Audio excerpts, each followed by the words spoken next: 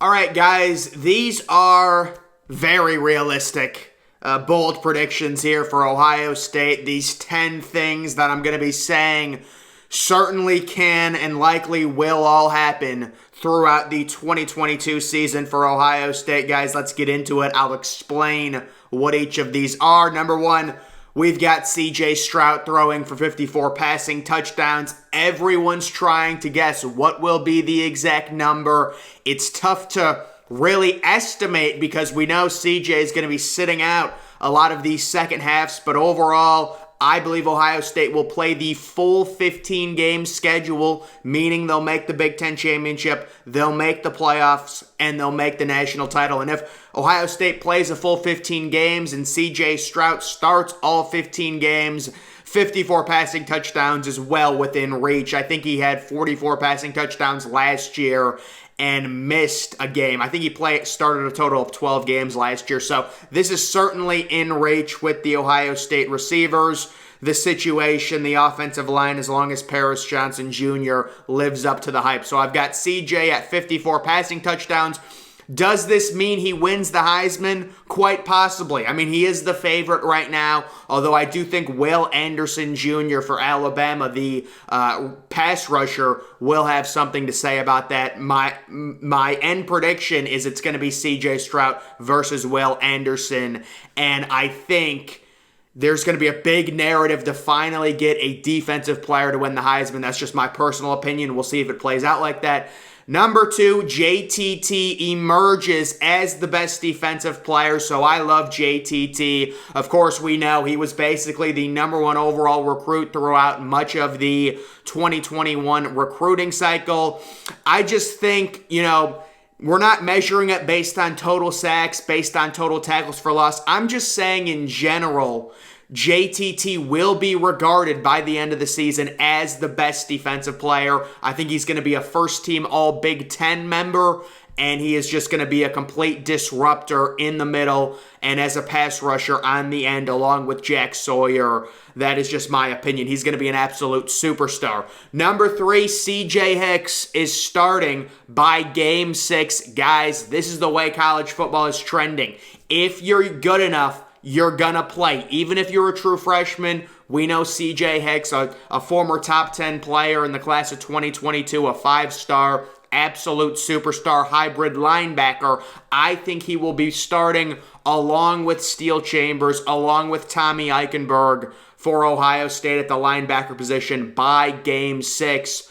I know people will say he's young, he's a true freshman, but this is the way every team is doing it. Every team is just playing the best player at this point.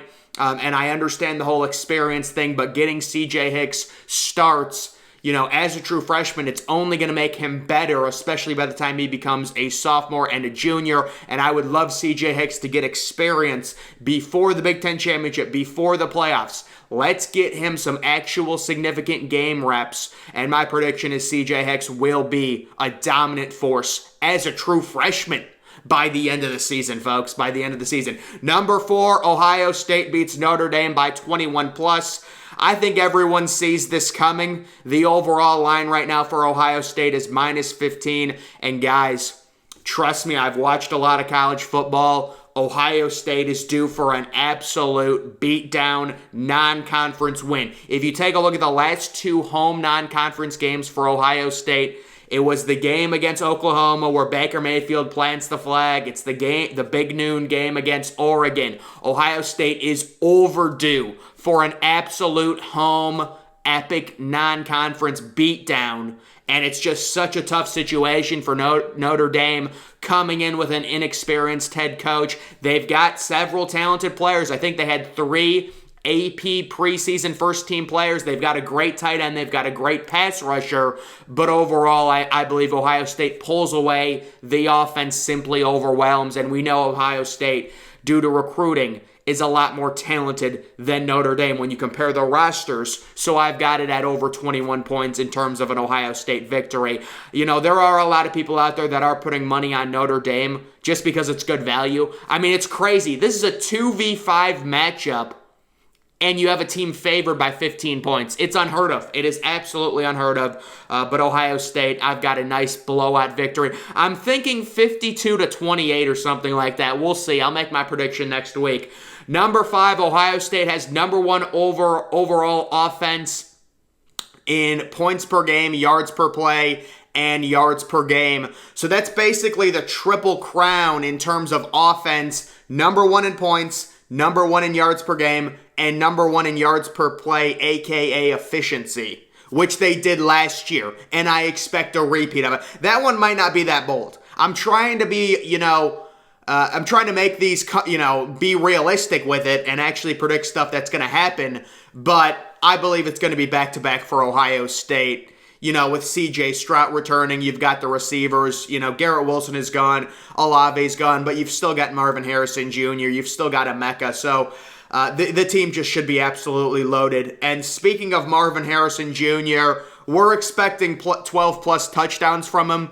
I believe in terms of, 3rd and goal from the 7, 2nd and goal from the 8, Marvin Harrison Jr., due to how tall he is, his overall build, he is going to be the guy that gets targeted heavy in the red zone. He's going to be the number 1 red zone option for Ohio State. We saw him have the 3 touchdowns against Utah, and I think overall you're looking at over 1,000 yards and double-digit touchdowns for Marvin Harrison Jr., and especially boxing guys out, the jump balls in the red zone. He's the one Ohio State receiver that's going to play a lot, that's really tall, that has that length to him, and I expect him to absolutely excel in the red zone.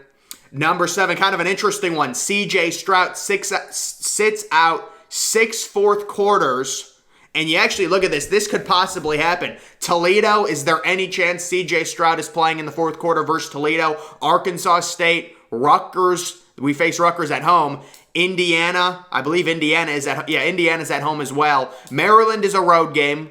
I still probably would say he sits out the 4th quarter. And then Northwestern is another road game. But let's be real. I think this is, I didn't even look at the schedule. I just thought in the back of my mind, how many games does Ohio, there might actually even be more because I didn't look at the schedule when I was doing this, but he's going to be sitting out a lot of 4th quarters in my opinion. Of course, that could affect his overall touchdown output, certainly. That's why I kind of have it set at 54. You're going to blow Arkansas State out. It's going to be 42-3 at half. He's probably not playing a single snap of the second half. There's no upside to it. Except unless you want to run him up stats for the Heisman. That's really the only upside to playing him at all in the second half of some of these games. So there will be, I would expect him to not play a single snap of the second half versus Arkansas State, versus Toledo. Although Toledo is actually the preseason favorite to win the MAC. We'll see if that would be great news for Ohio State's schedule. Rutgers, at home, it's just not going to happen for them. Indiana is the worst team in the Big Ten. At Maryland, we'll see. Maryland's got a decent offense with 3 good receivers, and then Northwestern. That'll be probably a noon game, I would guess. That's a late in the season. That's a road game. Number 8, Jordan Hancock emerges as the number 2 cornerback opposite Denzel Burke. I understand Jordan Hancock has been dealing with a few injuries, but to me, I think Cam Brown is suited best as a slot cornerback, similar to what Shaun Wade did when he had that really good season as a sophomore or junior, the season where he got ejected against Clemson. He was a really good slot corner. That's what I think Cam Brown's best role is. And Jordan Hancock, his athleticism, I followed him as a recruit. He is the guy I'm expecting to emerge as the number 2 cornerback. We'll also see J.K. Johnson as well as possibly another option for the number 2 cornerback, but that'll be an interesting battle. Number 9, Ohio State finishes as a top 5 defense. So it's literally the perfect storm for Ohio State. You bring in the talent you brought in 2021.